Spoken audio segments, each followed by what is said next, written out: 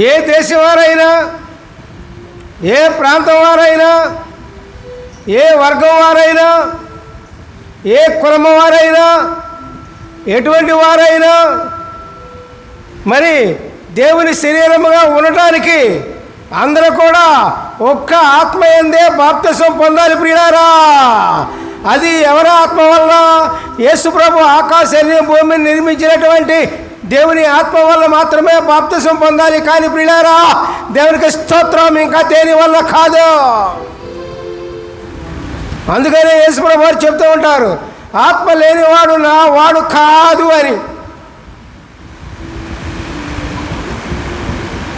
కొంతమంది ఆత్మ లేదంటారు,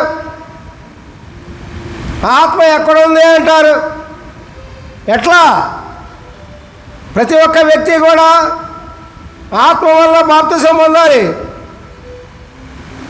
ఆత్మతో బాప్తిసం పొందాలి. బాప్తిసం ఇచ్చే యోహోను అంటాడు. ఏమని? అనేక మందికి బాప్తిసాలు ఇస్తూ, నేను నీళ్లతో మీకు బాప్తిసం ఇస్తూ ఉన్నాను, కానీ నాకంటే వెనుకవచ్చు వారంటే యేసు ప్రభు వారు అగ్నితోనూ పరిశుద్ధాత్మతోనూ మీకు బాప్తిసం ఇస్తారని వ్రాయబడి ఉంది ప్రియులారా. మనుషులిచ్చే బాప్తిసం వేరు, నీళ్ళ బాప్తిసం. మనుషులిచ్చే బాప్తిసం, దేవుడిచ్చే బాప్తిసం వేరు. దేవుడిచ్చే బాప్తిసం ఏదంటే పరిశుద్ధాత్మ బాప్తిసం. పరిశుద్ధాత్మ బాప్తిసం ఎప్పుడైతే ఉంటుందో అప్పుడు మనము దేవునికి అవయవమై ఉంటాం. ఎప్పుడు ఈ సంగతి చెప్తూ ఉంటే సిలువ వేయబడిన ఒక మంచి దొంగ గుర్తుకు వస్తాడు. ఒక దొంగ ఏమో దేవుణ్ణి గుర్తించక, యేసు ప్రభువుని తెలియక, యేసు ప్రభువుని ఒప్పుకోక ఉంటే, రెండవ దొంగ ఏమో దేవుణ్ణి గుర్తించి, యేసుని గుర్తించి, ఈయనకు ఒక రాజ్యం ఉంది అని గుర్తించి, అప్పుడు యేసు ప్రభు వారితో మాట్లాడతారు. ఏమనంటే, అయ్యా యేసయ్యా, నన్ను ఒక్కసారి నీ రాజ్యానికి వెళ్ళేటప్పుడు నన్ను ఒక్కసారి గుర్తు చేసుకో ప్రభువా అంటాడు. అప్పుడు దేవుడు ఏమంటారంటే, నాతో పాటు నీవు పరదేశిలో ఉంటావు. దేవునికి స్తోత్రం, హల్లెలూయా, ప్రైజ్ ది లార్డ్. మళ్ళీ ఇక్కడ ఒకటి పరదేశం ఒకటే, పరలోకం ఒకటే అంటారు జనం. నాతో పాటు పరదేశిలో ఉంటామంటే యేసు ప్రభు వారు వెళ్ళి పరదేశంలో ఉన్నాడా? యేసు ప్రభు వారు వెళ్ళి పరలోకంలో ఉన్నాడు. పరదేశన్నా పరలోకమన్నా ఒకటే, దానిలో ఎట్ట అనుమానం లేదు ప్రియులారా. యేసు ప్రభు వారు వెళ్ళి పరలోకంలో కూర్చున్నాడు తండ్రి ప్రక్కన.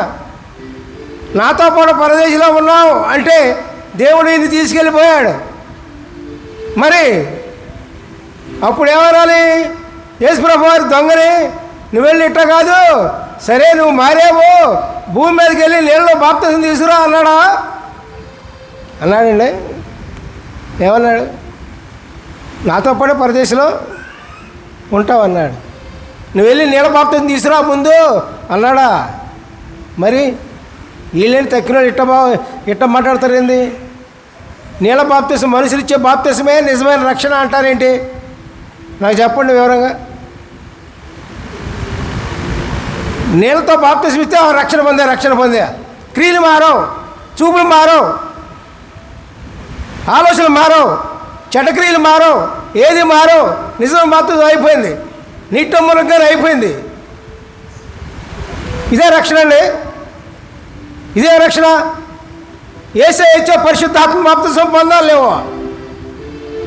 యేసయ్య ఇచ్చే పరిశుద్ధాత్మ బాప్తిసం ఎప్పుడైతే పొందుతారో అదే నిజమైన రక్షణ ప్రియులారా. దేవునికి స్తోత్రం. అర్థమవుతుందా? దేవునికి స్తోత్రం ఇచ్చేయండి. ఇదే మాట మీద ఉండండి. ఏ సేవకుడైనా ఎవరైనా సరే ఏది చెప్పినా సరే మీరు దేవునికి వ్యతిరేకంగా చెప్తే మీరు నమ్మకండి. బైబిల్ దేవుని వాక్యం చెప్తుంది, ఖచ్చితమైన వాక్యం. ఎంతోమంది లక్షల మంది, ఎంతోమంది కొన్ని చర్చలకు రావచ్చు, అది వేరే విషయం. అది ఎందుకు వస్తున్నారో వాళ్ళకే తెలియదు